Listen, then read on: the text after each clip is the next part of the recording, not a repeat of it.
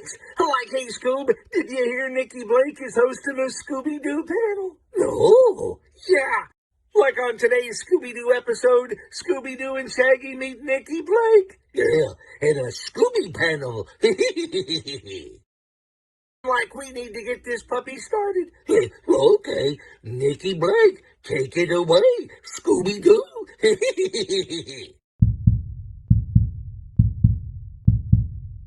Welcome to the Scooby Panel. I'm your host, Nikki Blake from ScoobyAddicts.com. Today we're talking about real crimes and other Scooby-Doo news, part 3. Before we begin, I'll have everyone introduce themselves, and Wendy, will start with you. Hi guys, I'm Wendy BRYDGE. I'm a commissioned artist and I've been collecting Scooby for over 30 years. Joel? Hey there, I'm Joel from the YouTube channel Planet Scooby. We have compiled yet another list of different crimes and news that revolve around Scooby-Doo. And it's amazing how many articles we've found. A lot of them are from 24, 25. And we're going to start with real-life Scooby-Doo villain gets 4 months for haunting a castle. This article was published by a Belfast Telegraph, January 16, 2005. A 42-year-old Polish woman was sentenced to 4 months in jail for pretending to be a ghost and haunting Castel Coldrano, a 15th century castle near the Austrian border. She spent weeks slamming doors and making noises to terrify the castle owner, who was also her husband's employer. The owner called the police, who set up cameras and caught the unnamed Polish woman on camera. She was convicted of harassment and damage to the castle. I'm not quite sure how this person that owned the castle was her husband's employer. There was not a whole lot of information besides my summary. So, Wendy, what are your thoughts on this one? Okay, this is my favorite one because I actually low-key think this is pretty awesome. Because I can definitely imagine certain situations where your employer would deserve something like this. So I'm not gonna lie, I'm a little sad that she got jail time. The one thing I would like more information on is what were these damages to the castle? You know, because damaging property is one thing that obviously you shouldn't be doing that, but I mean, unless she blew it up, I really don't think that this constituted jail time. And I think that the police it would be time better spent asking why she went to all of this trouble. Like, what was the employer doing to her husband to make their lives so miserable that she felt the need to do this? Also, though, it's a pretty awesome idea. And next time, wear a mask. If you're going to pretend to be a ghost, put the thing on so they can't see your face. Like, normally I would not condone crime, but I'm not positive that this was a crime. So for that reason, I'm going to give her a pass and be like, that's one of the coolest things that I've heard, like haunting somebody's castle for being a dick. I would like to know what exactly she did as far as damages, because it just said that she was convicted of harassment and damage to the castle, but it didn't say what was damaged. And the only thing that they really said was that she was slamming doors and making noise. Mm-hmm. So it would be interesting to know what actual damage there was. Joel, what are your thoughts on this one? Yeah, pretty much same as Wendy. Like, gotta respect this lady for pulling a plot from Scooby-Doo and getting to work. If you got a castle and you got someone you want out, haunting's a pretty good way, pretty good solution. Except for her, it wasn't, because she got jail time. But maybe they're just stuck up there and don't have a good sense of humor. I have so many questions about this. Like, how did she manage to get into the castle every night? And what did her husband's employer do to her husband that she had to haunt the castle?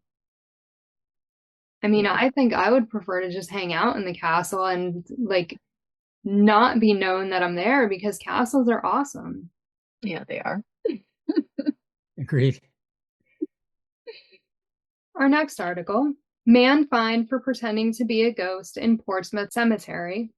This was posted by theguardian.com, August 14, 2014. This is one that we've seen a meme about lately. So the article is actually 11 years old. It's not new, but there is a meme that's been recently going around. 24-year-old Anthony Stollard was in the Kingston Cemetery in Portsmouth playing football with his friends. He and his friends had been drinking. Witnesses reported that the group was rowdy and Stollard was throwing his hands in the air and saying, "Woo," pretending to be a ghost. He was fined £35 and ordered to pay a £20 victim surcharge and £20 in costs. A charge of causing criminal damage to gravestones was dismissed. Again, we didn't get a whole lot of information, so I'm not sure where they were damaging gravestones. There was nothing in the article about that. Joel, what are your thoughts on pretending to be a ghost in a cemetery? Yeah, the dude was drunk. The whole football thing is more shocking to me because there's all these blunt objects around that you could smack your head on and kill yourself with. And I don't know if there's like headstones they were like weaving in and out of. It just seems like a bad idea, no matter how this funeral or cemetery looked. But him doing woo, I'm just glad he didn't undress and because thinking he'd be invisible as a ghost or whatever. He didn't fully commit to being a ghost or and yeah, I mean, it's not like a hefty fine, it's just more like a slap on the wrist and a funny story. Wendy? Yeah, I would agree with all that. I kind of love the idea of being a ghost in a cemetery. However, we do not need to be drunk and playing football in the cemetery because that is disrespectful and unnecessary. And I am someone who, if you see me in a cemetery, I mean, I am doing my best to walk around the graves as opposed to over them.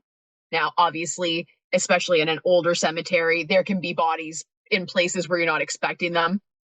Obviously, you could walk over one, but I do go out of my way to look and, you know, I tried to not to walk on other people's graves because I do consider that disrespectful. So I'm okay with the slap on the wrist. I do think it was well deserved. Like, if you're going to get drunk and play around, don't do it in the cemetery.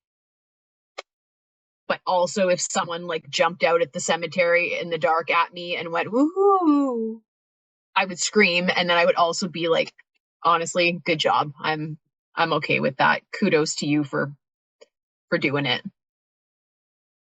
I feel like a 24-year-old guy should not be in a cemetery acting like a ghost. I can see a kid doing it, a teenager, but a 24-year-old, I don't know. I feel at some point you're just a little too old to be doing things like that. And they should have also known that it is disrespectful to be playing football in a cemetery. Yeah.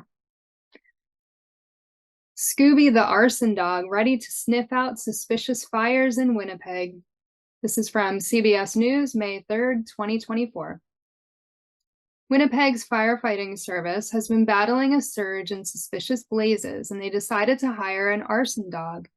Scooby became part of the Fire Investigations Branch in Winnipeg, his official title being Accelerant Detection Canine. A 1.5-year-old lab, Scooby is the first accelerant detection dog in Canada, graduating from the U.S. Bureau of Alcohol, Tobacco, Firearms, and Explosives program in Virginia on April 26. He received a badge engraved with his own regimental number on his vest. According to the fire department, arson dogs can process a fire scene a lot faster and more accurately than an investigator with a gas detector, which saves resources and time and decreases investigator fatigue. While many fires are accidental, we see far too many which are deemed to be purposefully set. Today, our fire investigations branch is stronger than ever with the addition of Scooby to our force, said Winnipeg Fire Paramedic Service Chief Christian Schmidt. I love Scooby the arson dog. Wendy, what are your thoughts on him? I mean, that's honestly kind of a pretty impressive thing to train a dog to do. I think that's really cool that that's even possible. My only sort of like question or criticism of this though is that I don't really see how the dog is actually going to like help them cut down on arson fires. Because okay, the dog can help tell that it was arson, but I almost feel like this is kind of a moot point because how is that going to actually stop people from doing it again? I don't know. Maybe I'm overthinking this a little bit, but that was my thing as soon as I read this, where I was like, okay, that's neat. I'm glad we have the dog and that it's saving people time and effort, but also to what outcome? I don't really know that I see the purpose of the dog, even though it's a really cool thing that he can do. Hopefully I'm just missing the whole point, and it is somehow helping them prevent them in some way, shape, or form. But really neat that they can actually train dogs to do that. And of course, anytime that you're going to give a cool dog that can do cool things the name Scooby, totally appropriate. Very, very well named, I think. My thought with it cutting down on arson is that if the dog can tell that it's arson and they can figure out who did it, then you're more likely to be caught because the dog can tell that it's arson. As opposed to if they think it's an accidental fire, they're not looking for somebody. Right. That's my thought on that. Okay. Yeah, Joel, your thoughts on Scooby the arson dog? No, I'm just thinking about arsons and preventative and all that. I think too, if you catch it quicker, less clues are ruined. Because you have like a certain time limit and then people are walking around. If you can like tape it off and whatever, and because it's arson, less clues are, I don't know. But yeah, someone get this dog a pizza-shaped fire hydrant because that's what this dog needs every day. His favorite food. I think that would be perfect for him. And I think did I say that right? Pizza-shaped? No, fire hydrant-shaped pizza. Okay. I think I got it backwards, but you both knew what I meant, so. I mean, I was trying really hard to picture a pizza-shaped hydrant, though, honestly. I was too. It's like, how does that work? Well, we don't want the dog peeing on his pizza. We just... Fire hydrant-shaped pizza. Okay. Yeah. That would work. It would go along with Scooby's badge pizza. Right. So. Mm-hmm. You ruined two of my future points, but yes. Not ruined, just you know what's coming. Foreshadowing. With the arson dog, like I assume that the dog is there after the fire is put out. Yeah. Have him there. So yeah, like Wendy said, it's pretty amazing that they can teach a dog to figure out if something was set by someone else or if it was an accidental thing. And it could be preventative too, that now people know they can figure this out. Yeah. They might refrain from arson. That's true. At least in Winnipeg, they'll just go somewhere else to do it. Yeah. Man sent to prison after neglecting family dog at Essex home. This was posted by Essex Live News on December 10th, 2024. In Colchester, UK, 56-year-old Howard Jones was charged with causing the suffering of a black crossbreed dog called Scooby on November 20th, 2024. The RSPCA received a report of concern regarding 13-year-old Scooby at Jones's home. Animal Rescue Officer Rebecca Yarrow said, "Scooby got up from his bed when he heard us coming, and I could immediately see he was in an appalling condition. I believe that he was missing approximately 90% of his fur. His skin thickened and looked wet in places. He smelled absolutely terrible. Aside from this, I also noted that he was incredibly underweight. Both his spine and hips were visible, along with his ribs. His eyes also looked infected. There were scabs noticeably around both of them." Jones allowed the officer to take Scooby to be looked at by a vet who said Scooby would have been suffering for several months, potential years, due to his severe condition. Jones admitted to the neglect and said he was very upset by what happened, but he couldn't afford the medication Scooby needed. He was sentenced to 10 weeks in jail, disqualified from having pets for 10 years, and ordered to pay £154 victim surcharge. Wendy, your thoughts? Yeah, I mean, I know that people come into hard times and stuff. I totally get that that is a thing. I don't buy the whole like, oh, I couldn't afford stuff, so I just let it happen, but I feel really bad about it. 'Cause, you know, for the number of things that were wrong with the dog, I mean, did the guy not, and trust me, I understand like skin conditions are a thing, and you know, it's not just like the dog needed a bath or something. I do understand that. However, this very much seems like he was not even trying. Do you have soap for yourself? Why don't you try bathing the dog before it gets to this point? Why is are you still eating? Are you malnourished? Why are you starving the dog?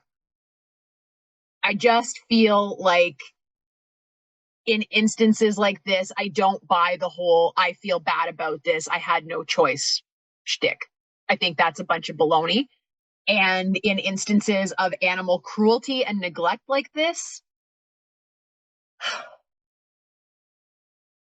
I mean, sometimes I think that in the olden days, you know, hundreds of years ago, when you like, you know, tied somebody up outside and left them exposed to the elements, or, you know, what you did to that person, we're just going to do it to you. Sometimes I think that that actually would be more beneficial than jail time. And I would not be opposed to them doing things like that. You want to be cruel to your animal? How would you like it if your skin all dried out and someone neglected you and you didn't have anything to eat for 4 months?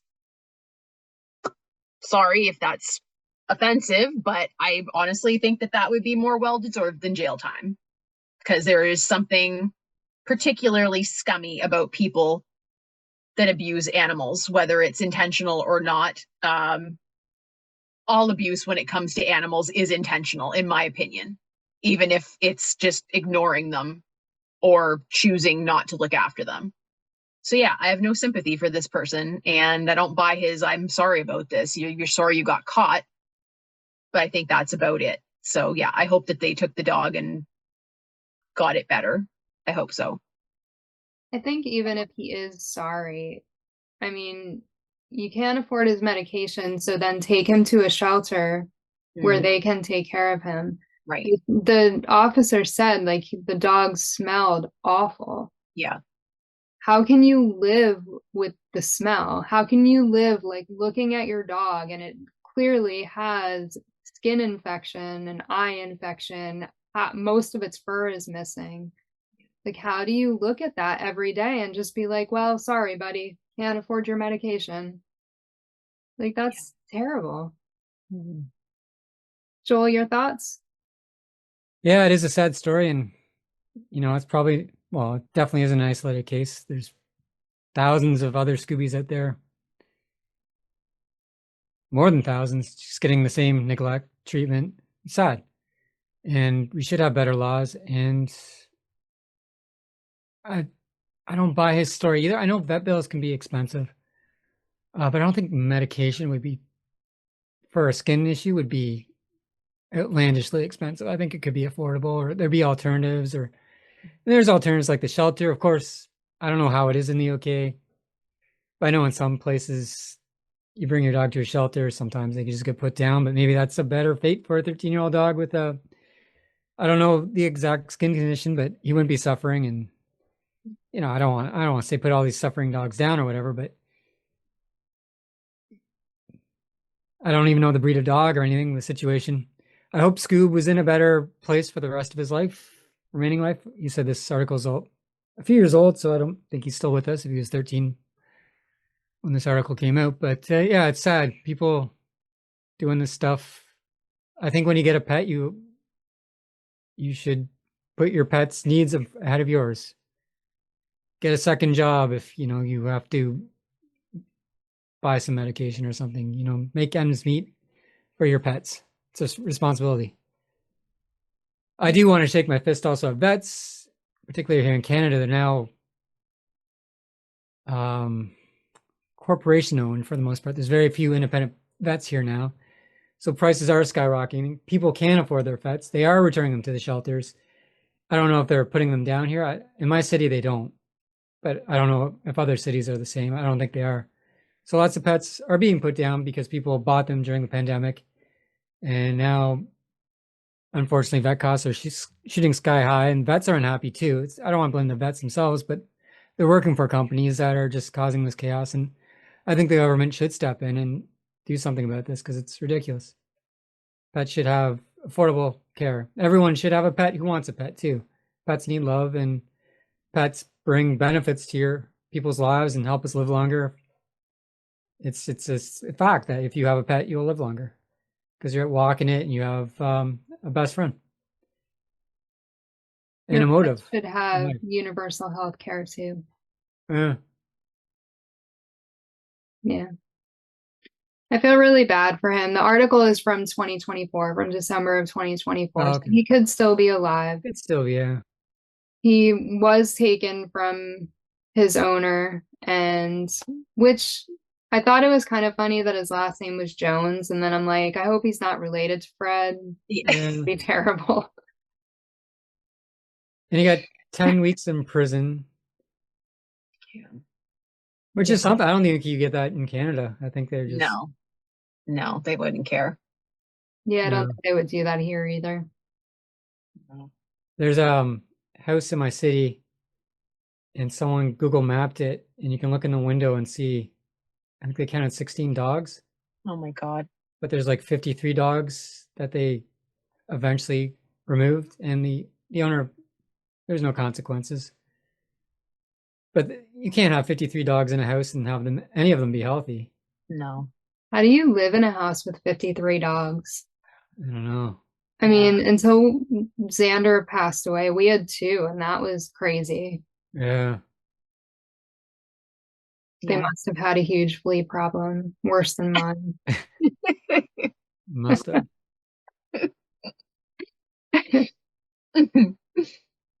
Hearts break over how shelter's longest resident dog greets everyone. This article was posted by Newsweek, December 13th, 2024. A TikTok video posted by Olivia Boblet, at Olivia Boblet, of 2-year-old Scooby at the SPCA of Southwest Michigan being very excited and spinning around with a toy carrot in his mouth. Text over the video read, "Our longest resident at the dog shelter, Scooby, still greets everyone who passes by with his stuffed carrot." The Kalamazoo shelter's website described Scooby as a bundle of energy and affection, cheerful, curious, social, loves spending time with people, and enjoys playing outside. Olivia's video got over 235,500 views and almost 40,000 likes. The article in the video did not say how long Scooby has been in the shelter. Joel, your thoughts on Scooby? Yeah, I'm sure Scooby, well, I hope Scooby got adopted by now. I'm sure he did after all those likes, but I hope he got adopted by the right person. Because you have a dog with a lot of energy. You can't, if you're a retired couple, you don't want that dog unless you're able to go out and walk it and look after it. You need, I think, someone probably a little younger, maybe with kids who want to look after the dog and not ignore the dog. But yeah, I hope he got adopted in the right family and he's happy and running around with his carrot in a brand new house. Wendy, your thoughts?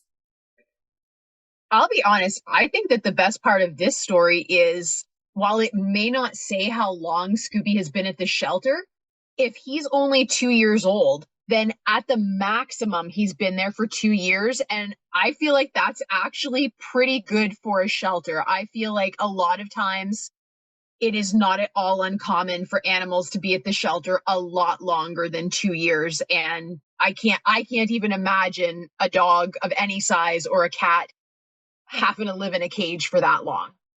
So if at maximum 2 years is like their longest resident, I actually think that that's a pretty, like, that's a feather in the cap of the shelter, to be honest, because that's, yeah, my heart breaks for any animal that has to be there longer than that. Again, I just love that people want to name their dog Scooby. That's just, I don't know. I think that's such a testament to the character and how beloved he is that people want to name their dog Scooby. I think that's great. I do wonder, like, yeah, how long has he been there? Who named him? Was he brought there by someone who felt he was too energetic? Because I do know people who have returned animals because they were too energetic. I mean, he's 2, so it would make sense that he would have a lot of energy. Yeah. I feel bad for him, but then I also wonder, was that video made on TikTok just to get views, and maybe he was like only there for a day or a week? Yeah, You never good know. point. You Yeah. know, people post stuff on the internet that is untrue just to get likes and followers. And Yeah, definitely. If it works to get dogs in happy homes, though, I'm for it. Yeah. oh yeah, yeah. I do hope that he did find a home.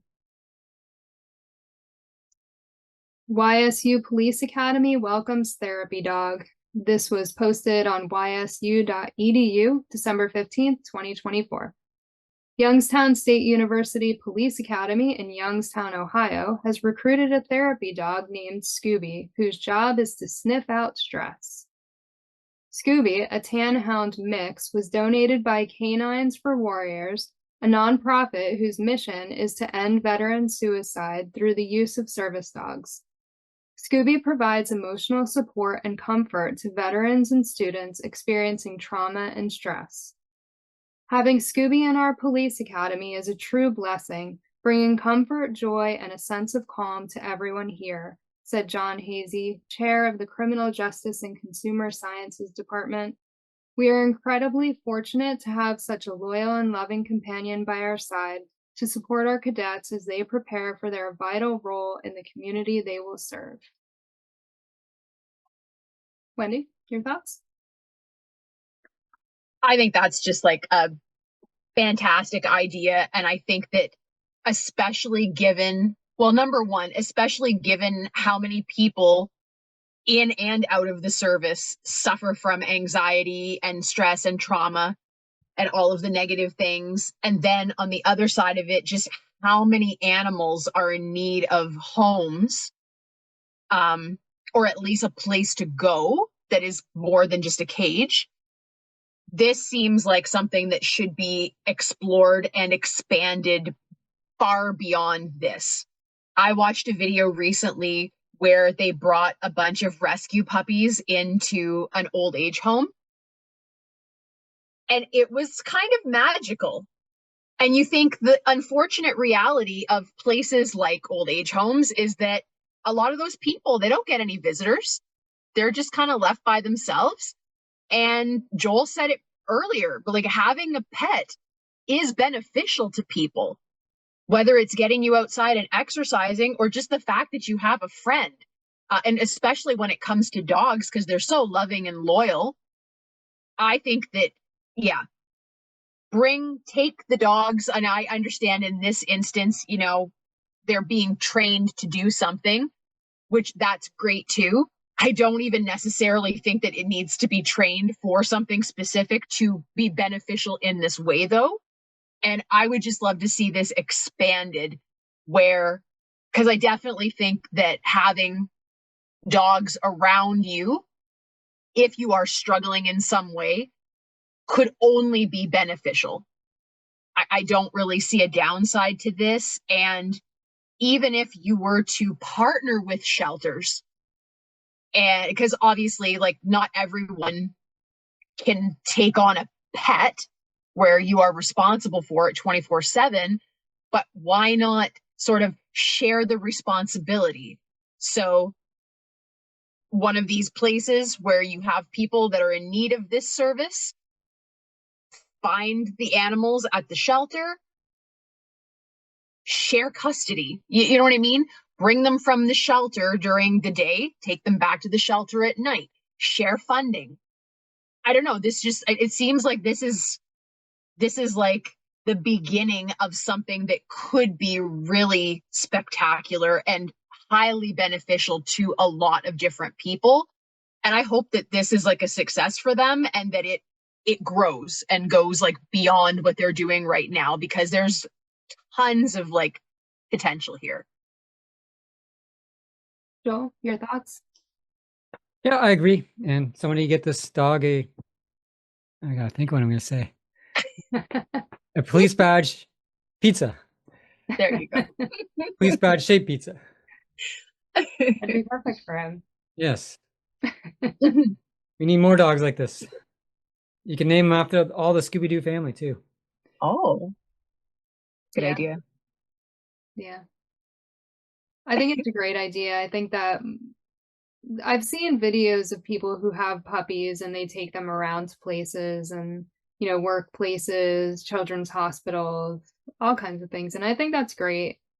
And I think having programs like that is really good because, I know without my dog, I'd be pretty sad. He's great. When he's not flea-ridden, he's great. I still love him even with fleas, but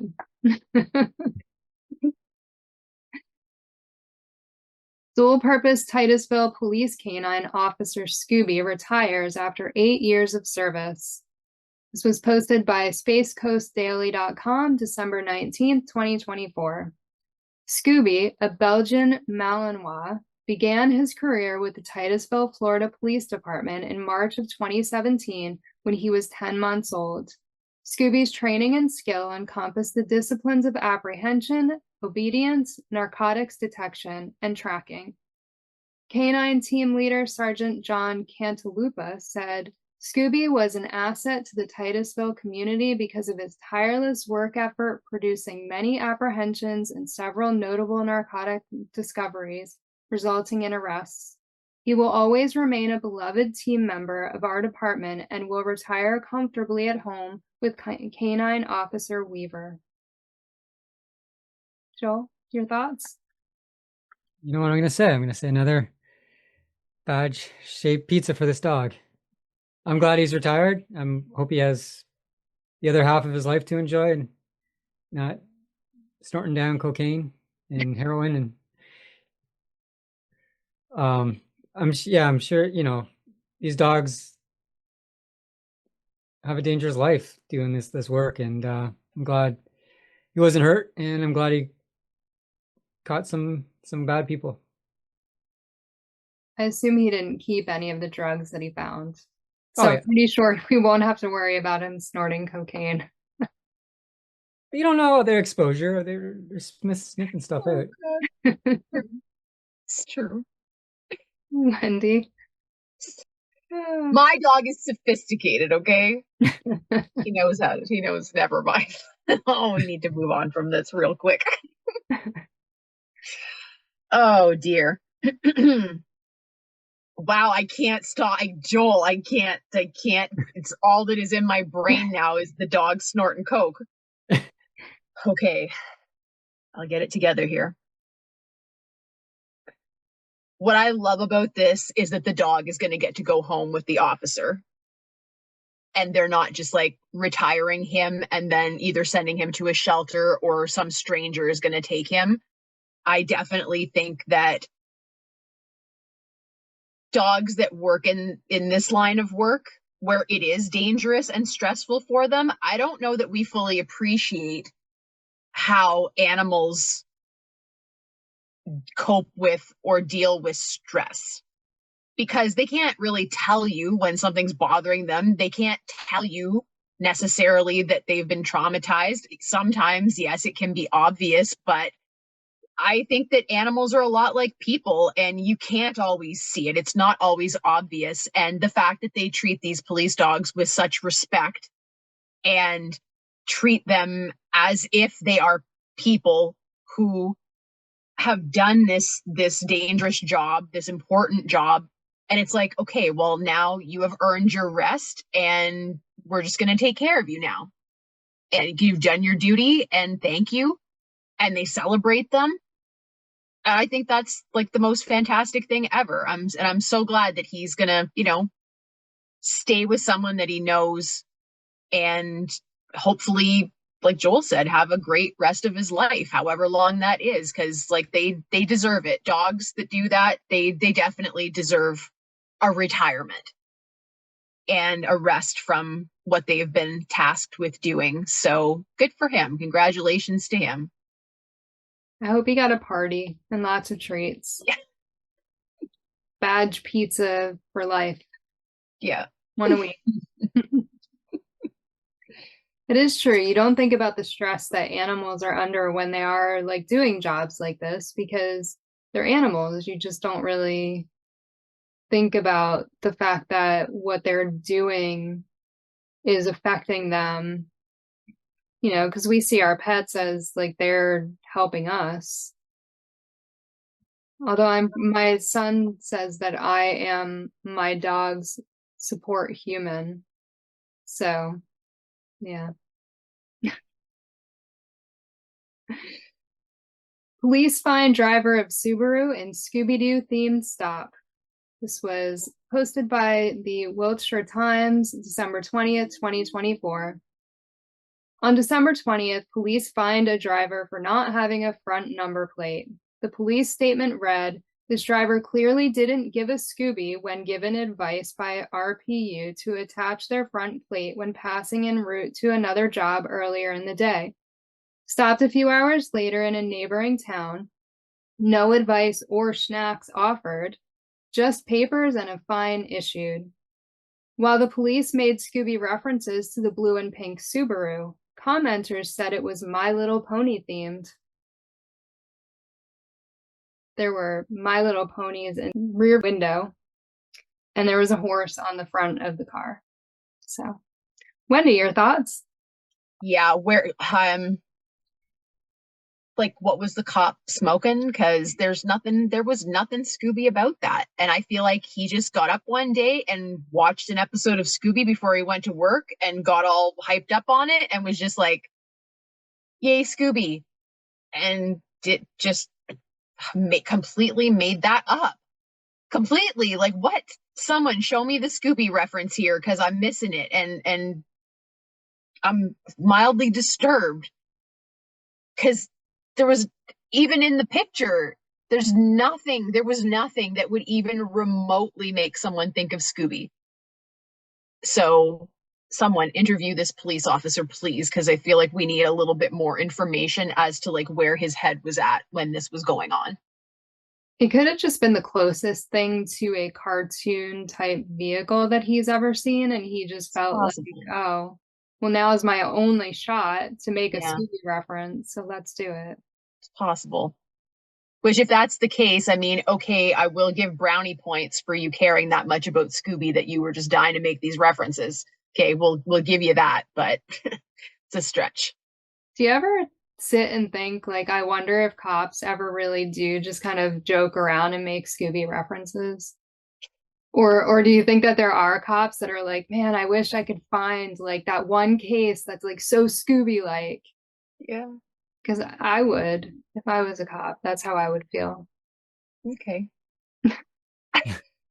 Joel, your thoughts on the Subaru? Yeah, it was a confusing article when I first read it because then I got to the bottom where it said My Little Pony because I'm like, that does not look like anything out of Scooby, but I thought maybe they were thinking of the Mystery Machine and I don't know. Mm-hmm. They just didn't know their cartoons that well. Not everyone's like, people get Star Trek, Star Wars mixed up. That's My Little true. Pony, Scooby, sure. But like, why do you need a front license plate when you have like a wrap that looks like that? Like, you just ask, like, have you seen the freaking weird looking car? That's better than a license plate, I think. Probably. That car does not go unnoticed anywhere it goes. No. I thought at first they had the wrong pictures with the article. Maybe I was Mm. missing something because I'm like, this isn't Scooby themed. And then I did scroll down to the bottom of the article and I was like, oh, because it's not Scooby themed. Okay, that makes sense. Woman charged with beating up her service dog, Scooby-Doo, at T Station. This was posted by Boston.com on March 20th, 2025. A 30-year-old woman was seen dragging and punching her 3-year-old service dog multiple times. She was arrested, and the service dog, named Scooby-Doo, was turned over to animal control. There really was not much more to the article than this, and actually, MassLive.com was the one that I took some of this from, that they actually said that she was seen dragging and punching the dog. The Boston.com just kind of said that it was alleged that she did. Wendy, what are your thoughts? Okay, once again, abusing animals right up there with abusing children. I hope she got more than jail time for this, because that's just not okay. You know, it's just not okay. And feel like this is one of those situations where you like just tie somebody to the back of a horse and drag them around the ring for a bit. You know, it's just not, I don't know. I don't know. There needs to be stiffer penalties for people that do this kind of thing. There really does, because honestly, I just feel like cruelty to animals on some level is worse than cruelty to humans, because the animal can't fight you back. You are completely preying on something that is totally innocent and cannot properly defend itself against you. And I definitely, yeah, we need way harsher punishment for people that abuse animals, whether it's their own or somebody else's or just a random one on the street. Way more respect should be given to animals of all types, and they deserve to be protected as much as we do from abusers, I think. Joel, your thoughts? Yeah, sad story. I'm sure it happens a lot too. Like the other dog with getting neglect. I'm sure someone's beating their dog right now, unfortunately. And like if you get a service dog, that dog's gone through like a lot of money into training that dog, a lot of effort to train that dog, and this is how you treat this gift, is by punching it. It's I don't know what the service dog was for, what her problem was, like I don't know what her issue was, that she needed a service dog. If it was related to mental outbreaks, I don't know. I don't care. I hope they took that dog away from her, and I doubt she received any consequences other than having that dog taken away from her, which is unfortunate. I hope she doesn't get any more pets. I hope, they're keeping an eye on her and make sure she doesn't get any pets ever again. Because you shouldn't be dragging a dog, punching your dog, abusing your dog. Yeah, I mean, what would a dog have done to deserve that? And in public. And it didn't say what kind of dog it was. Yeah. So was it like a little dog? Was it, I don't know. It didn't say. It is really sad. This was like one of the ones that I think I was glad there wasn't a whole lot of information on it. And you sent it to us twice, so we had to relive it. Oh, did I send it twice? You sent another update today. Oh, right, yeah. So I read it on like Wednesday or Thursday. Because I sent the one that had a little bit more information about people witnessing it, as opposed to, because I didn't want to read what I wrote and then have you be like, no, it was alleged, she didn't witness it. So I had to share with you where I got that information from. Yeah. Big X the Plug was watching Scooby-Doo when his mom once shot an intruder. I'll never forget it. This was posted by hiphopdx.com, April 9th, 2025. In an interview, rapper, songwriter, and record producer Big X the Plug recalled the time his mother shot someone while he was watching Scooby-Doo. This is back then, though, but I know my mama from selling drugs and shooting at people, he said. The first time I ever seen somebody get shot, my mama was holding me. My mama shot somebody. They tried to break in. I was sitting on the couch watching Scooby-Doo. I'll never forget it. It was not clear how old he was, but he lived with his mom until he was 9 years old. Joel, your thoughts? Yeah, I think I'll leave the most of this for Wendy to comment on, but You bugger. it's tragic, but I don't want to go into more detail. I have issues with rap music and promoting gang life and gangster life, and I think I can let Wendy extrapolate on that. But yeah, this is probably, I don't want to see Scooby associated with gangster life ever. Just same as I don't want him associated with marijuana jokes and lifestyle. And I say that as I talk about dogs sniffing cocaine, of course, but yeah, I just don't want that narrative push. So I feel the less I say about it, the better. Okay. Wendy? I am mildly curious why this detail was relevant to him telling this story, to be perfectly honest. And I mean, not that half of these people, I'm sorry, have half a brain to even think this far ahead about what they're doing, but I look at this and I'm like, I'm sorry, did you add this detail simply because Scooby is popular right now and you're trying to just boost yourself on your stupid social media shit? Like, is that what you're like? Because really, it was so irrelevant for them to mention that, for him to mention that. And again, it's just, quit whoring out Scooby, please. Like, stop it, especially when you're going to do it with something that is like such a negative thing, guns and drugs and gangs, and like, just stop it, stop it.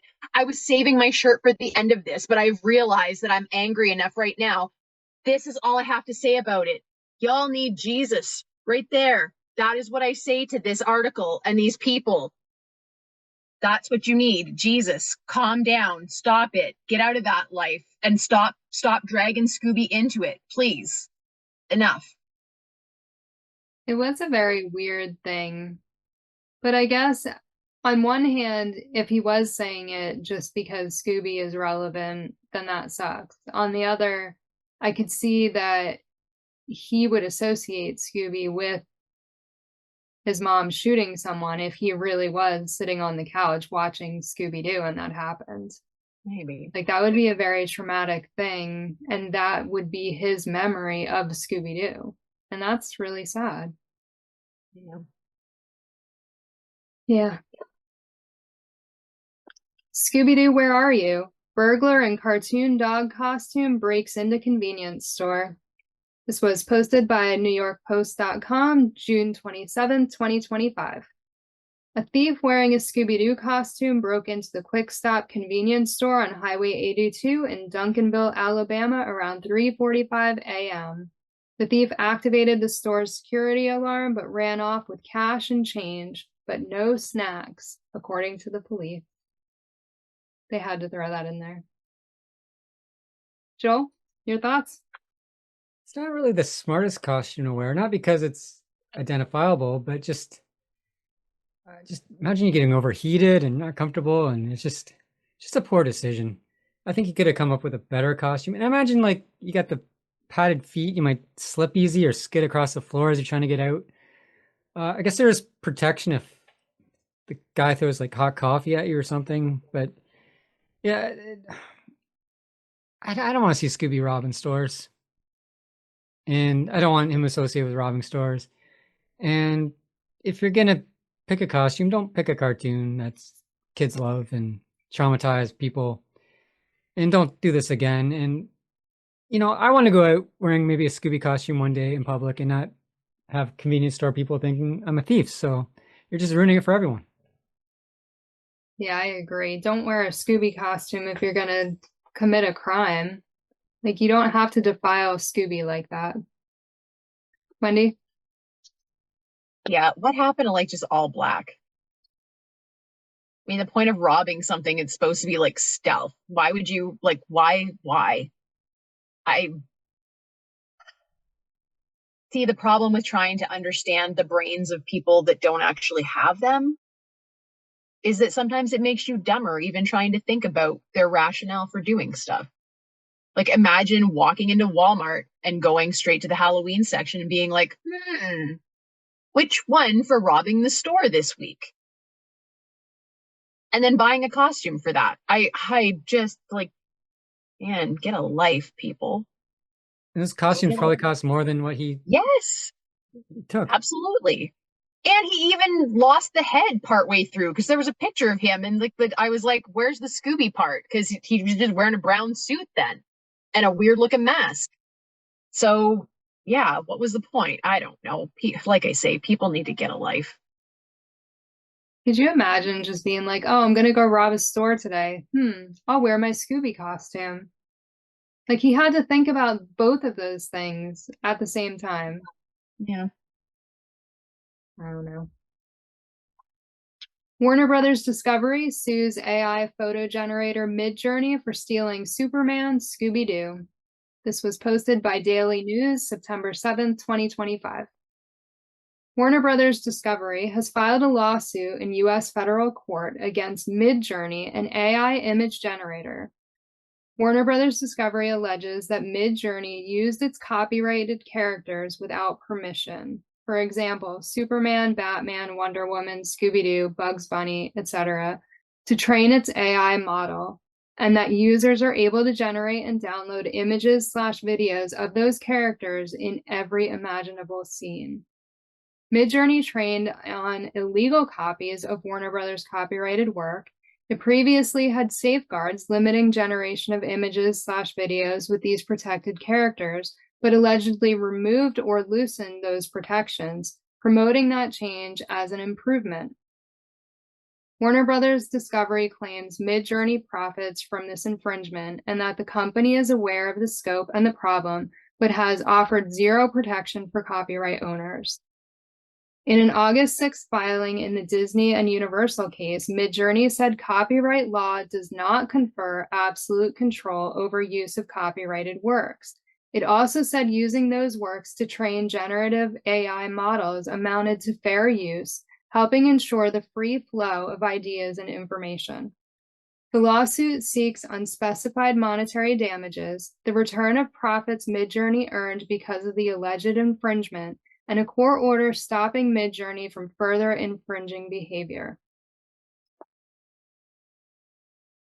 This does raise some interesting, I guess, important issues about the use of AI and how they're trained and what is considered fair use. Yeah, Wendy, I'm going to let you go on this one. Okay, so number one, I'm sorry, Midjourney, but that is literally the purpose of the copyright. Is it does give you, it is supposed to give you absolute control over your own intellectual property. So right off the bat, I mean, come on, guys. I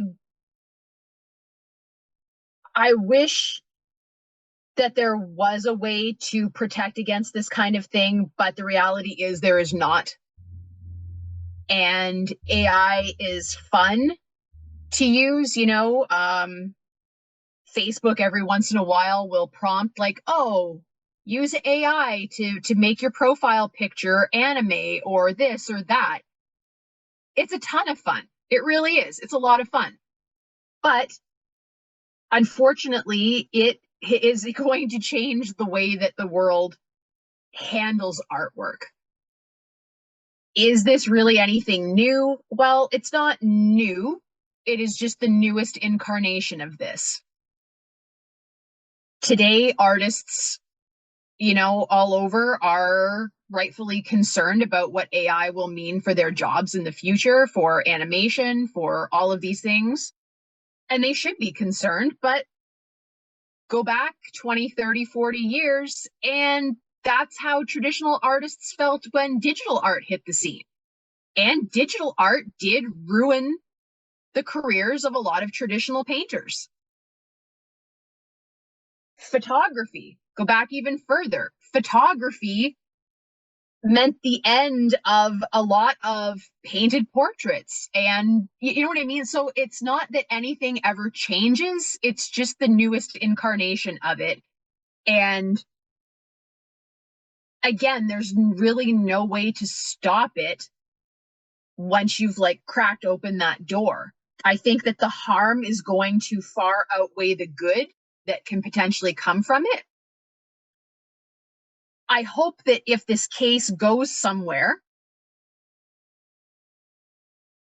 that it will be inclusive to everyone, though. So you've got Warner Brothers, who has all of this money and backing, and they're able to go to court and they're able to make a news article out of this problem.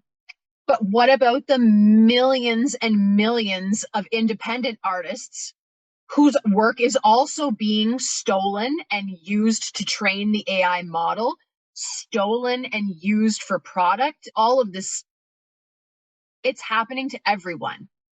And so I wish that a big corporation like Warner Brothers, if you're going to take up this battle, don't be selfish about it. Make it about everyone. Make it about the problem, not just about yourself. Because I can pretty much guarantee you that if it was Disney who was suing them and making a big stink, Warner Brothers, if their stuff wasn't being touched, they wouldn't give a crap about what was going on. They care about it right now because it's affecting them and their ability to make more money. So I wish that they could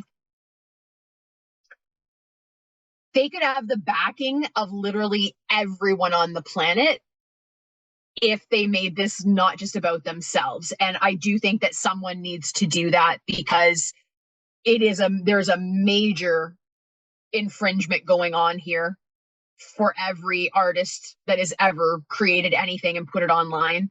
And yes, unfortunately, like that is, you do know that once you put something online, whether you have it copyrighted or not, there's a very good chance that unless you have billions of dollars to back yourself in a court case, it's fair use, just not legally. And that sucks. So be careful. If you don't want that to happen, then don't post stuff. But unfortunately, that is now how the world works. You kind of need to post stuff if you want anybody to see it and you want to be able to do anything with it.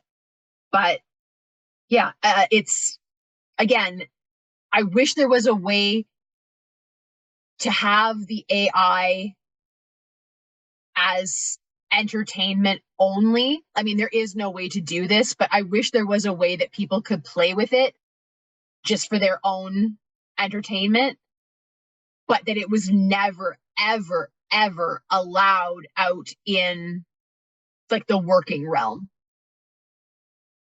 That's not possible, unfortunately, but I wish that it was, because it is amazing technology. There's no question about it. You type in a couple of things and the next thing you know, oh my God, there's this amazing piece of artwork. And that's really cool. Just because you can do it doesn't mean you should.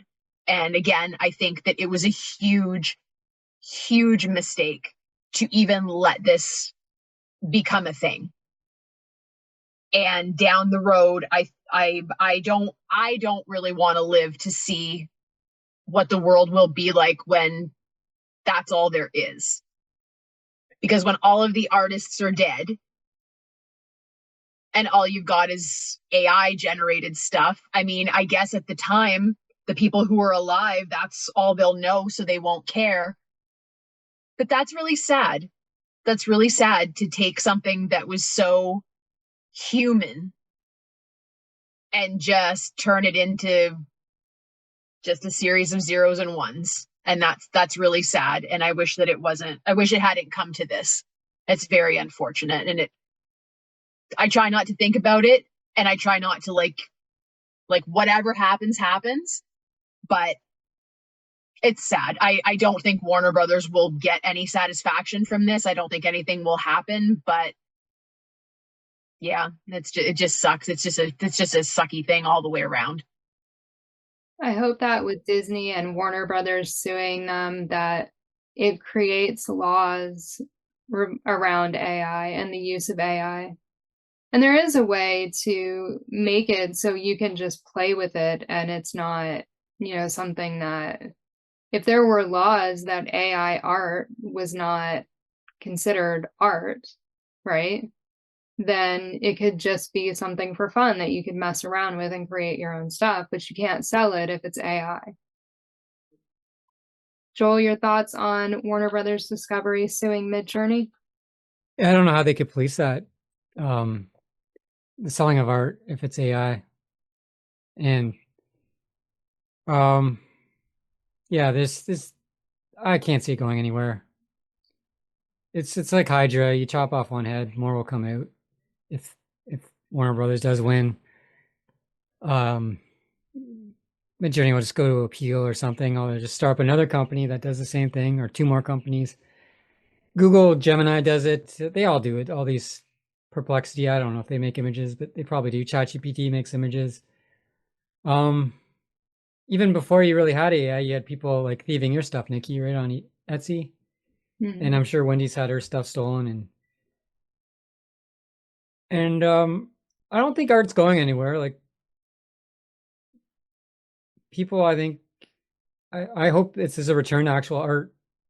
Like, we return to actual artists, and people just get fed up with the slop that's coming out there. I know a lot of people are going to take shortcuts, and I can't blame them, but I can't look at any modern comic books like in the last 20 years where I've like loved the art, but I can look at stuff maybe up to, well, I have a soft spot for like the early 90s stuff, even though it is shite. But the 80s stuff and before is just amazing. And I know, Warner Brothers owns DC. They're probably gonna hop on the AI branch themselves and push the artists to use AI so they can pay them less, because that's what companies do. They want to make profit, and if you can get an artist to pump out more artwork for cheaper, they're going to do it. So I don't think Warner Brothers shit doesn't stink, even though I'm not. Maybe they're not doing this right now. I can see it heading that way, and there's no denying it's heading that way. Everyone's always, people might go, "Oh, I'll just, use AI to like." I use it all the time. I always thought, "Oh, I'll proofread shit." I don't anymore. I'm like, "Oh, it's good enough. Send it out." And I'm guilty of that, and I know everyone else is. Maybe not everyone, but the majority of people are. And it's just, I've just gotten to a point where I'm just like, the internet's just gonna be bots, and it's not gonna be humans anymore. And hopefully humans just buy artwork for their walls now, and they don't want to see this AI stuff. And I'm just rambling on, so I'll stop. I think the hard thing is that a lot of people can't tell the difference between AI and actual art. And AI has come so far in the past year that it's generating some really cool stuff. Yeah. Scott Neely was telling me about how a lot of people have AI generated art on eBay for sale. And he sent me a link, and some of it looks really good. Like, if you look at it, you can't really tell that it's AI. It's not like the weird 3D looking images that you see of Scooby that people just post on social media. Like, this stuff is really, really good. And it's scary that, someone can just type something in, AI will generate it, and they're posting it on eBay as if it was theirs, making hundreds of dollars on this AI art that they didn't even create. So I do hope that there is something that comes of this, and laws are made at least to protect artists. I mean, AI can very easily remove a watermark from a picture. So anybody that watermarks their stuff, AI can just take it off. It'll just be like it was never there. It doesn't ruin the image itself because it can figure out what was supposed to be underneath it. So, yeah. I think I disagree with, I know AI creates amazing art, but it's missing the soul, I feel. like you can look at Wendy stuff and you can see like all the references from everything that she's pulled from that AI could never do. And same with Scott, when I saw your collaboration, like AI, I don't think it in a million years ever do that.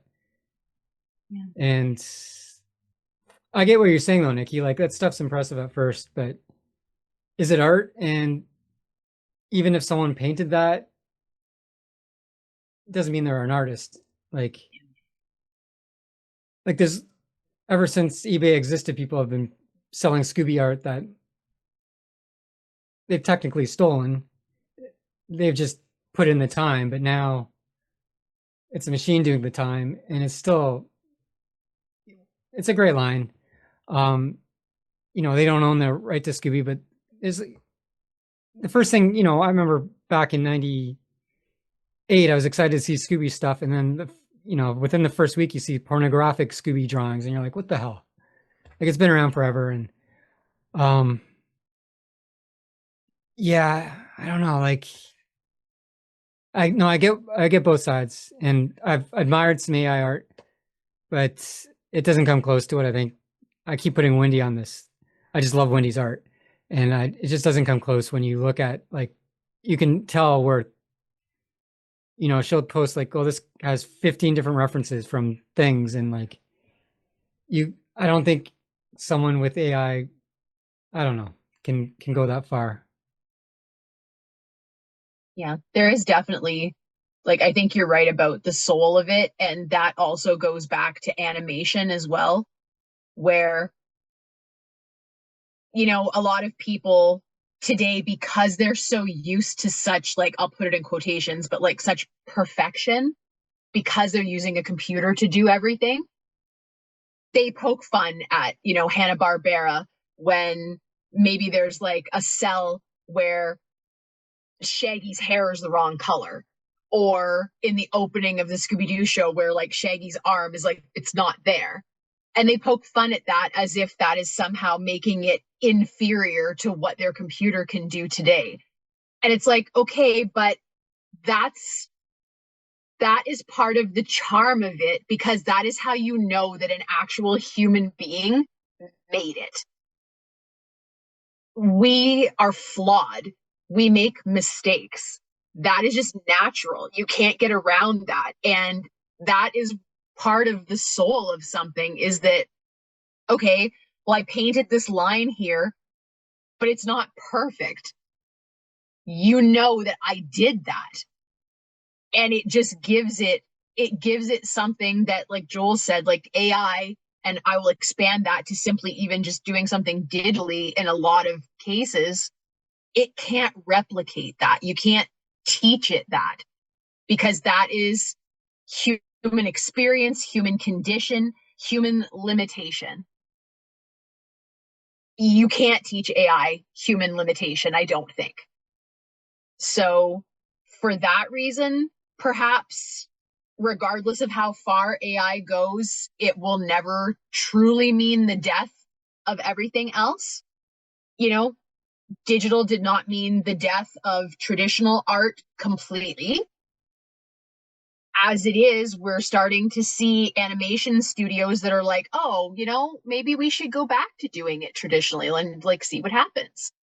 Because things that are too perfect, there's something clinical about it.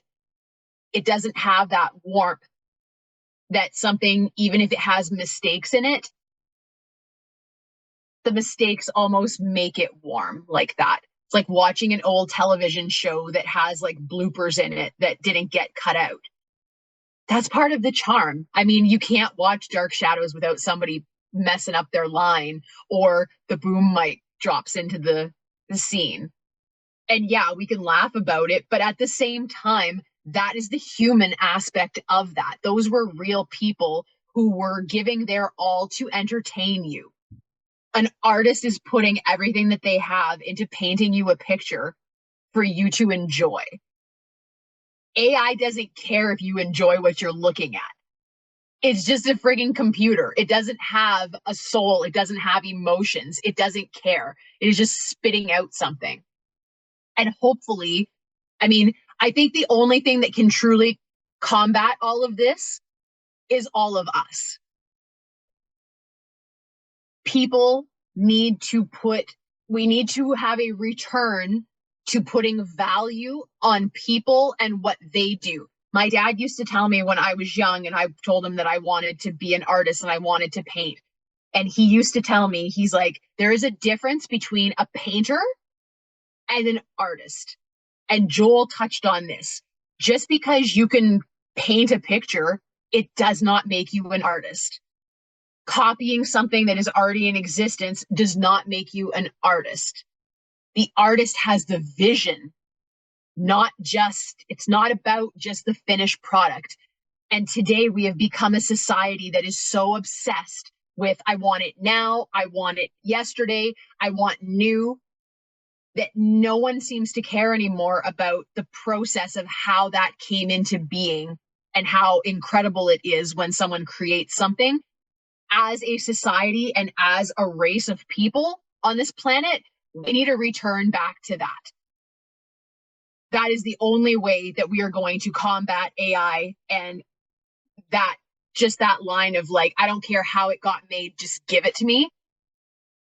We need to be the ones to say, okay, I'm going to just say no to doing this. I'm just going to say no to taking this on. I'm going to say no to accepting this. Now, are enough people going to do that? Probably not. But as long as some people do it, then the real stuff is not going to die.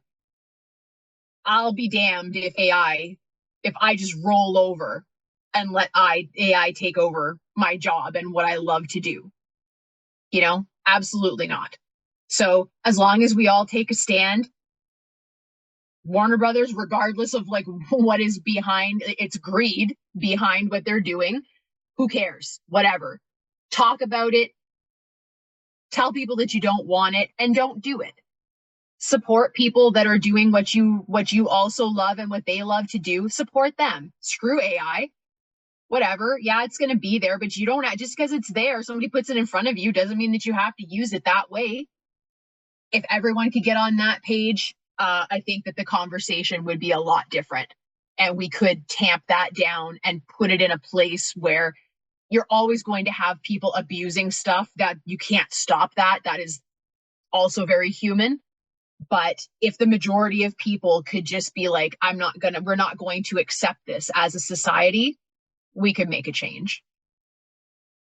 I hope that people do kind of take a stand, because I mean, there's so many great artists. There's so many great artists just in the Scooby community alone. And some of them should really be making so much money off of their art. Like you, Wendy, Garrett, oh my gosh, like he should be a billionaire by now. I mean, he's just incredible. Trevor, he has his own unique style.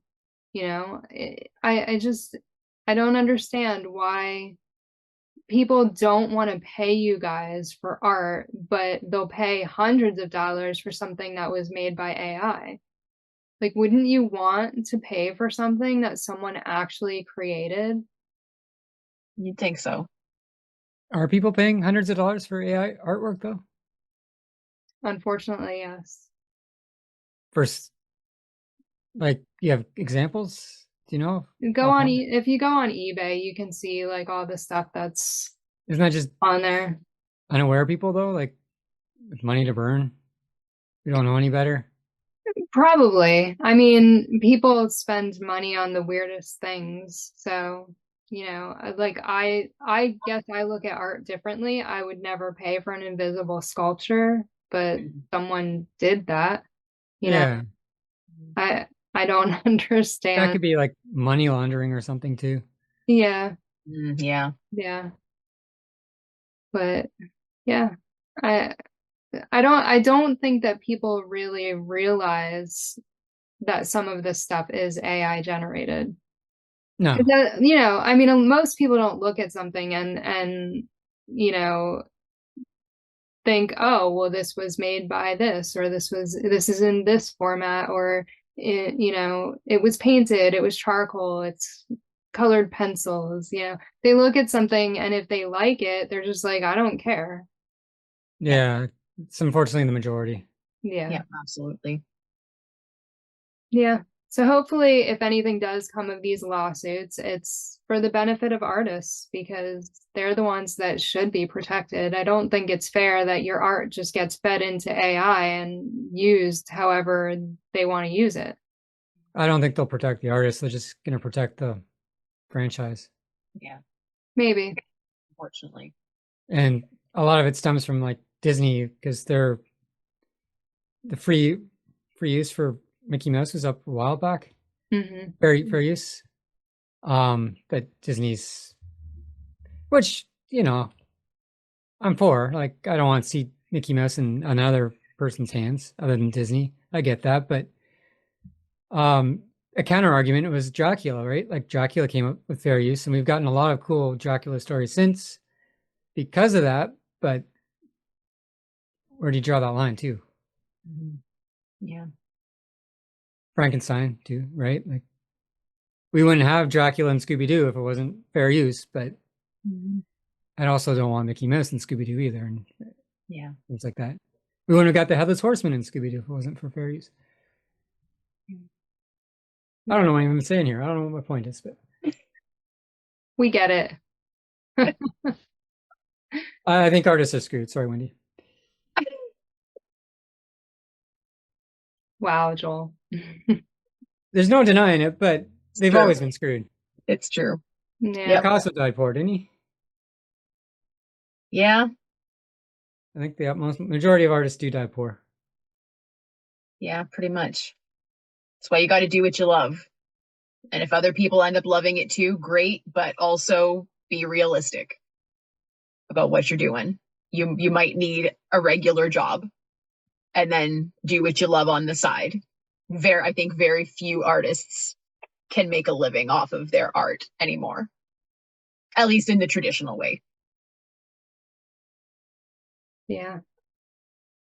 Moving on to our last two articles. They are not Scooby-Doo specific, but they do have to do with Warner Brothers, and I really wanted to talk about them. So, Paramount Skydance preparing bid for Warner Brothers Discovery, source says.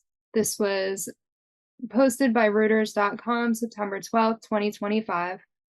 Paramount Skydance, a combination of Skydance Media and Paramount Global, is preparing a bid to acquire Warner Brothers Discovery. The bid would be backed by the Ellison family, notably David Ellison, Skydance head, and Larry Ellison, co-founder of Oracle.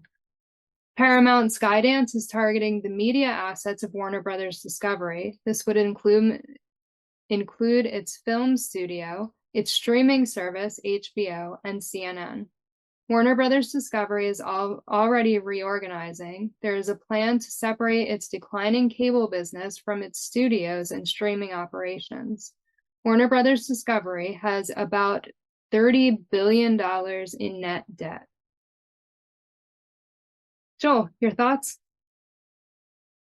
Yeah, a lot of rabbit holes, mind going through things. We're all kind of unhappy with Warner Brothers as a whole. Warner Brothers Archive is completely different. They've been doing like the recent Blu-ray releases of Scooby-Doo, doing a wonderful job with that where they can. Not that I bought them, but I'm glad they're out there and hopefully putting out more. But then Warner Brothers itself put a Velma series. We're unhappy with that. We're unhappy with the Scooby birthday thing they put out, 5 years ago? 4 years ago, whenever that was, 6 years ago. The reunion? Yeah. Yeah. That wasn't for the 50th, that was after, wasn't it? Yeah. You had a panel on it, and weren't doing the panel during his 50th, but after. So there's a lot to complain about Warner's, but then these articles raise the issue of monopolies and, if Paramount owns, or the company who bought Paramount owns Warner Brothers, we also get maybe more chances for crossovers, but I think we're all sick of crossovers and we just want our Scooby-Doo.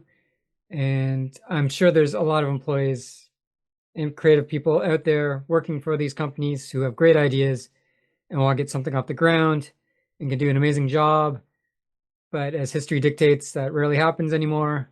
And I worry about that. I want to see, good talent coming out, but I just don't see anything good coming out of this. But I want to be proven wrong at the same time. Do you think that they would do a better job with Scooby-Doo and actually releasing movies? Because we haven't gotten a movie in, what, 2 years? I think they have too much on their hands to really. It could go two directions. It could go in a way of like, okay, we trust you, we handle this, or it could just be, we want to keep our fingers in certain things at a certain time to relate to our marketing and toys coming out and whatever else, and things could be handled poorly that way. If they're too, I don't know. I don't know what to think. It could go anyway. But I think with all those, it's bad. There's just too much. Part of me was thinking that they wanted to buy the Warner Brothers stuff so that they could kind of lock it away, and then they wouldn't necessarily have competition with their other stuff. Yeah. Valid, yeah. But they don't, would they own? They own DC as well. So they own Batman, and yeah. I don't know if DC is doing a great job right now. In some cases they aren't. Some cases they are. But yeah. I don't know how it all works. It's gonna be a mess, I think. Like, are they gonna care about Scooby-Doo when they got Batman? Right. Good point. Yeah, I mean, I would think Scooby-Doo would be a moneymaker for anybody, but yeah, would he trump somebody like Batman? But we'd also be happy if they go, okay, you get Paramount whatever plus or whatever it's called. I don't know what it's called. You can view all of Scooby. We're just gonna throw everything out there, and you can pick whatever Scooby you want. You can watch it all. That'd be awesome. Yeah. Because I don't necessarily want anything new. I'd love to be proven wrong, but everything new hasn't really been my thing. It's fine in some cases, but it's nothing like what I loved growing up with. Yeah. Wendy, your thoughts? Unfortunately, I don't, no matter what happens, there's no way that this is going to work out beneficially for anyone or anything. I do not see anything good coming of anything anymore. There is a reason that there used to be laws against monopolies. At this point in time, I think that everyone is so corrupt that it's kind of a moot point. I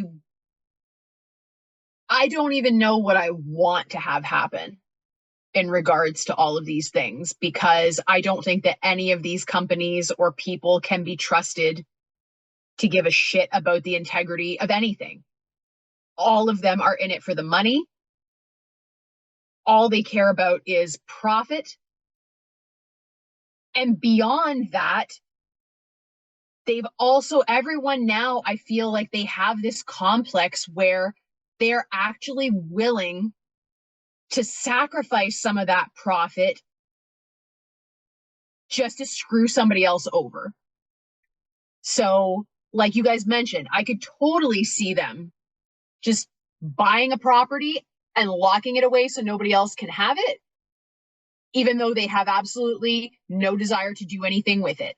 You see people do that kind of stuff on a smaller scale all the time. I don't actually want this thing, but I don't want you to have it more. So I will buy it, or I will take it. I don't give a shit about it. Put it in a box. I'll never look at it again, just so that you can't have it. That spirit, that evil, evil, wicked little spirit, has infiltrated the majority of people on this planet in 2025. And that's really sad and sickening. And when it comes to entertainment as a whole, that is terrifying. So, do I think that Warner Brothers will be willing to sell off? Yes, absolutely. I have no doubt that that will likely happen. Who they sell it to, it remains to be seen. In a perfect world, a monopoly in this situation could be beneficial. But I don't think the type of person that would be needed for this to be a positive thing, I don't think they exist in this scenario. But if you could find people who had the money, who actually cared more about the integrity of things and giving the people who are paying the money, giving them a good product, I think everyone is getting tired of having to pay for like umpteen different services, only to then have the service turn around and be like, yeah, we're actually not going to carry this anymore, so sorry. If there was one service and you could have access to all the things, I think we'd all jump on that pretty quick and be like, yeah, take my money. Take my money. All I want to do is watch what I want to watch. Should not be that complicated. It really shouldn't. So is there a possibility that something like that could happen? I mean, I don't think it's possible because of the people involved, but that would be awesome. That would be fantastic. You know what? Yeah, if you are a decent company with a little bit of morality behind you and decency, and you care about your customers and the properties that you're dealing with, buy it all. Buy it all. One service, one studio, whatever. Just put out quality that people want and that people can afford, and quit jerking everybody around. Is that likely? I don't think so, unfortunately. But I mean, you guys know how I feel about this. I would rather that they stop making Scooby completely than to have them continue down that Velma hole. Because that was not okay in any way, shape, or form. No one will ever be able to justify that to me, ever. If that is what Scooby has become and that's what we have to look forward to, then just like stop. You know I feel that way. Just stop it. You want to lock him away for the next 100 years? Do it. Do it. I have plenty of things to entertain myself with without your bastardized version of my dog. Because collectively, he is our dog. He does not belong to Warner Brothers, in my opinion. You may own the rights to his likeness to make money off of him. He is not your dog. He is our dog. And we don't like how you've been abusing our dog. We've just spent tonight talking about how we feel about people who abuse animals. I don't care that Scooby's a cartoon dog. That's the equivalent of what they've been doing to him. So what is going to happen if they sell him off? I don't know. I still think that there is potential for Scooby, and all of those Hanna-Barbera properties that have been sort of like shoved to the side, like they don't matter anymore. I do think that we are fast approaching a time in human history where something's got to shift. We have gone so far into like a negative, ugly place that pretty soon there's got to be a change in tide. There really does. And the most logical turn should be back to things like Scooby and Hanna-Barbera and the way that they did things and the way that they viewed the world and the entertainment that they presented to the world. It is time for that. So billionaires out there, get your act together, make that shift. If you can make that shift, then 100% support you buying it up. Get it out of the hands of people that don't care about it. But if we're just going to take it out of the hands of these people who don't care about it and put it in the hands of these other people who also don't care about it, then everybody loses and it's kind of a moot point, and like, who even cares? Do what you're going to do and like leave us alone. You know, go out and buy some physical media, guys. That's all my biggest thing. Go buy some physical media so that you don't have to rely on these glutted corporations and these rich, smarmy expletives. We don't need to be making them more money if this is what they're going to do with our stuff. But yeah, it'll be interesting to see what is going to transpire some pretty big properties potentially up for grabs here. I do agree. Physical media is the way to go. Because we saw with Max, like they put all the Scooby stuff on it and they've removed almost all of it already. And by the end of the year, there will be no more Scooby on there. Right.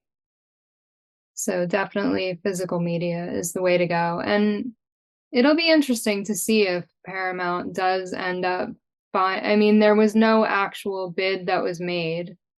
It was just something that was potential. I did get sent from something from Jordan Smith today. And then I went to Gizmodo to look this up. It said now Netflix is rumored to want Warner Brothers. And Dylan Byers of Pup News was the first to report the news, saying a well-placed Hollywood source called to suggest to me that Netflix was also considering a bid for David Zaslav's assets. There is not much information on this yet. It is said that Netflix may only be interested in the movies and streaming services Warner Brothers has. So there's not a lot of information on this. Someone was told that it's possible that Netflix is interested in Warner Brothers. And what are your thoughts on Netflix possibly buying? I don't think they'd buy all of Warner Brothers, but I could see them, the movies and streaming. Joel? Yeah, that one kind of makes a little more sense because they're doing that Scooby-Doo show.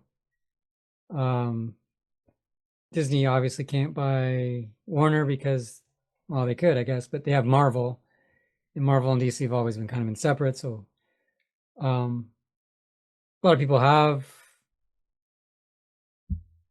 Netflix. Kids, it'd be more, they got Scooby-Doo and Hanna-Barbera that they have that kids Netflix thing. I don't have Netflix account anymore, but I remember there being a kids thing that could have all those cartoons that kids could watch and adults, because I'd probably watch it and probably I'd consider getting Netflix if they got Scooby-Doo back. But also, I don't love the idea either, because there's a reason why I canceled Netflix. I won't go into it, but yeah. Wendy? I mean, it's kind of more of the same. Again, who can be trusted with these properties? I don't know. Can anyone? In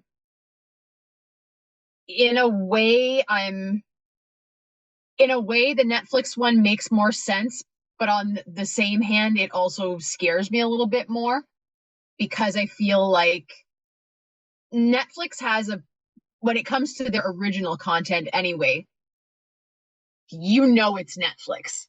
It has like a style to me, whether it's movies they've produced or a series or whatever. And they kind of have almost like they have like a little bullet point list of things that they need to check off in like every single thing that they do.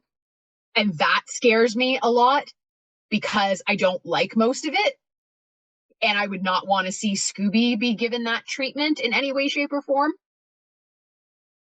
But Nikki, in one of the articles, I think it might have been not this one, but the last one, there was like a little chart that showed the major companies. I think that would be a super helpful graphic for people to see, like the worth of everything and how Netflix is just, it is in the hundreds of billions of dollars. Right. So if this were to actually turn into a thing where Warner Brothers and Discovery were like up for like a bid, I don't see how Netflix is not going to win it, because they have so much more money than everybody else. Again, there is potential here to have like one streaming service that offers all of the things, but realistically, even just because they have the property doesn't mean that they're going to offer it. And that sucks, because to me, that doesn't make any sense. And then we sort of go back to what I said before, where it's not just about making money for them anymore.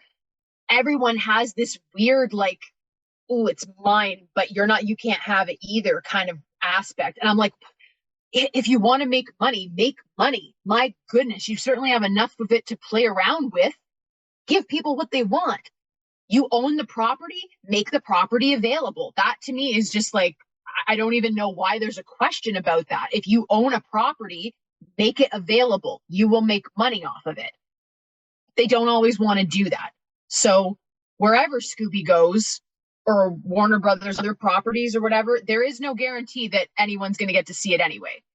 There's no guarantee of that. So again, it sucks to, I feel like back in the 50s and the 60s and into the 70s as well, entertainment was not to everyone, but to a lot of people, it was a different beast than what it is now, where it was made for the people who were consuming it, as opposed as being for the people who are making it because they're making the money. I don't know that anything good has come from this change. I don't think anything good has come from it. And again, I hope and pray that we are close to a turning point where people are going to realize that and be like, oh, maybe we should backtrack a little bit and like just spin back and go back a little bit where we were before. Because honestly, I am getting tired of waiting 2 years for a second season of a show that makes it 8 episodes. 4 of them are barely mediocre and 4 of them are decent. And then they're like, see you in another 2 years. And you're just like, pardon me, do you know in the 50s that Bonanza was on like 52 weeks a year in some cases? They put out hundreds of episodes, hundreds of them. And people loved it. And it's good quality television. Sure, it doesn't have a bunch of CGI effects, but you didn't need them. You only need that CGI, like over the top, millions and millions of dollars in budget when your writing is lazy and your acting is mediocre. Go back to good writing and good acting. You don't need to spend all that money to make your show. You don't. And Netflix is really bad for that. So do I want to see Warner Brothers properties go over to Netflix? Not really. So yeah, unfortunately, I don't see anybody who loves the properties winning in any of these situations, no matter what happens. I think we're screwed no matter what, because it's like, I want to say it, so I'm not going to say it because it's PG, but it's just a bunch of guys in a room swinging around their things to see whose is bigger. And literally no one is benefiting from that. We don't care. I don't care. Put your pants on, okay? And just make me some quality entertainment, because swinging your stuff around in a room of other guys, it's beneficial to no one. No one cares. Just give us the content, make it good. We'll give you our money. It's that simple. Offer me a good show at a reasonable price. I will give you the money. We need to get back to that. People need to come back to the heart of entertainment and what it's for and how to make good entertainment. Because that is a lost art right now. There are very few shows that I'm like, wow, that was amazing. Or even, wow, that was so good I'd watch it again. I don't know that I could name you one series that has been made in the last 5 to 10 years where in another 10 years, I'm going to want to rewatch it. And yet you could show me Munsters, Addams Family, Bonanza, Gunsmoke, The Lone Ranger, Daniel Boone, any of those shows. I will watch. Scooby-Doo. I will watch that. I will watch the same episode 100 times and never get tired of it. That is the sign of good entertainment, and nobody's making that today. It's too bad that no one is making stuff like that anymore. Yeah. Yeah. But I guess people's tastes have changed. I mean, everyone needs everything to be so fast paced.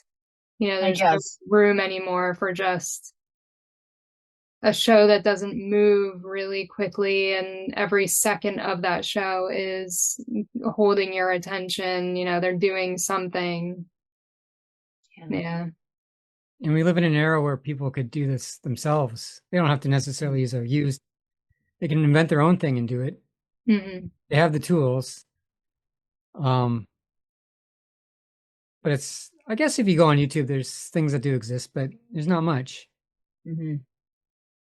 But we've probably seen some incredible things coming to YouTube, but it doesn't really go anywhere. I guess because they want to get their money out of being bought up by one of these conglomerates. When maybe the way to do it is just do independently. Mm-hmm. Yeah. Yeah. It'll be interesting to see what happens with Warner Brothers and where all the properties end up. Mm-hmm. Yeah, I'm interested to know what everybody else thinks about it too, because I've heard several people say that it's a really bad idea. I've heard a couple people say it could be a good idea because it could mean that we could get more Scooby. So I'm interested to know what everyone thinks about it. Yeah. We are going to do our final thoughts. And one of my final thoughts is stop involving Scooby-Doo in your crimes. Yeah. Don't have to take him down with you. Just leave him alone. He is a cartoon dog. He does not deserve to be arrested, mistreated, or used in any way for your crimes. Joel, your final thoughts? I think I make this joke every crime episode, but I'm going to say it again. The real crime here is season 2 of Scooby-Doo. The Scooby-Doo show. Not on physical media yet. Let's get this done before you get bought. Yeah, since they are putting stuff on Blu-ray, why aren't they giving us the episodes that haven't been released yet? That's what we really want. Mm-hmm. Wendy, your final thoughts? Yeah.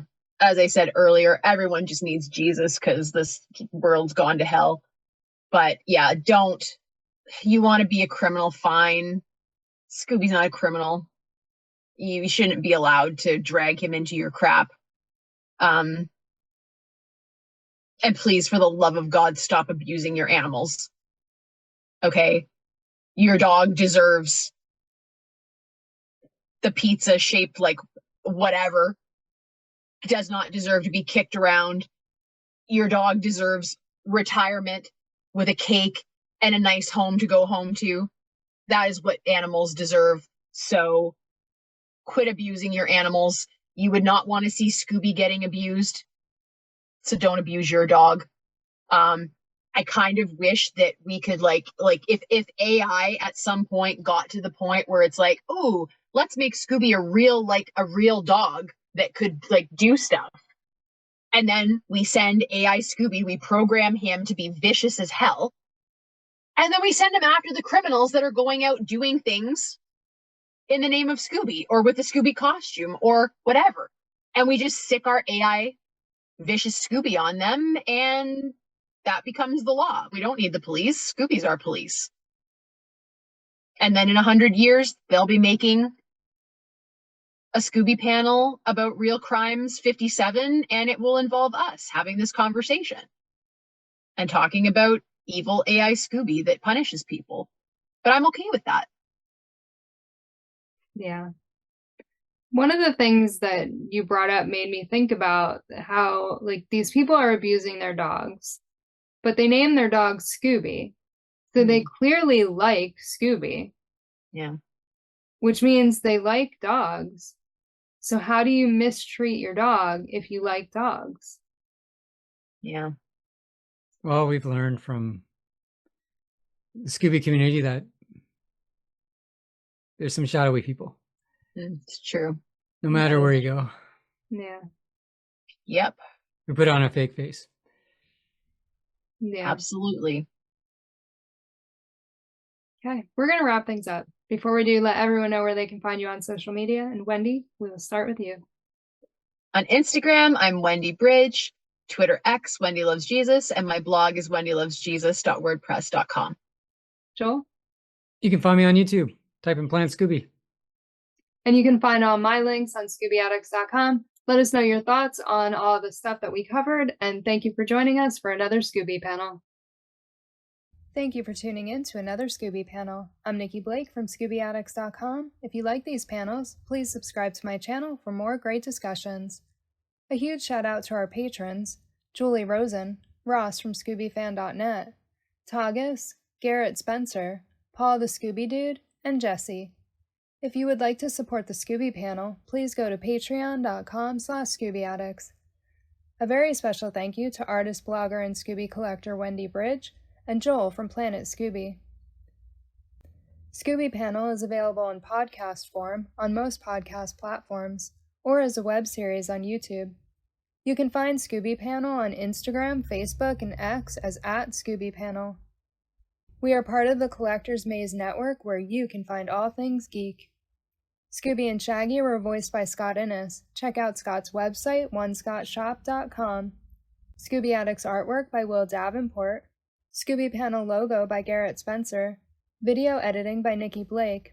Please join us next time for another Scooby panel.